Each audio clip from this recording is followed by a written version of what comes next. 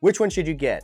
JPG's Ultramall or Le Falcon Qannas? They're both very similar, so let's go into the differences and which one I believe you should actually get. First, let's talk about Ultramall, which is obviously a very popular and very well-known fragrance out here. And no, not just for the bottle, but the bottle does help it stand out. It's a very vanilla, fruity forward type of fragrance with some nice aromatics and warm spices in the background. Honestly, this is an attention grabber. If you're trying to get attention out here in the streets, this is gonna help you do it. But in my opinion, it's obnoxiously attention grabbing. Like, the pairing here is a bit too much. Like, it's almost like trying too hard. Like almost that one annoying kid in class that thinks he's funny and always cracking jokes, but not really that funny. We all know that one kid, and if you don't, you're probably that kid. I can't deny that this is a very popular fragrance and a lot of people do like how it smells, but to me, it just comes off a bit obnoxious. Moving on to Le Falcon, this one takes a slightly different route, specifically replacing the pear with some apple and also some of the aromatics. There's some orange blossom in here, lily of the valley. It comes off a little fresher in general. The fruity sweetness is also toned down, so it doesn't come off nearly as obnoxious. And the way that apple mixes with the bergamot and all the other spices is honestly very enjoyable. You get a very good idea / semblance of Ultramall, but it definitely does start doing its own thing. But overall, it was inspired by Ultramall, and the bottle is just as eye-catching, especially with this big cat up here. It kind of takes a classier approach, which I can really appreciate, and just a more approachable kind of vibe.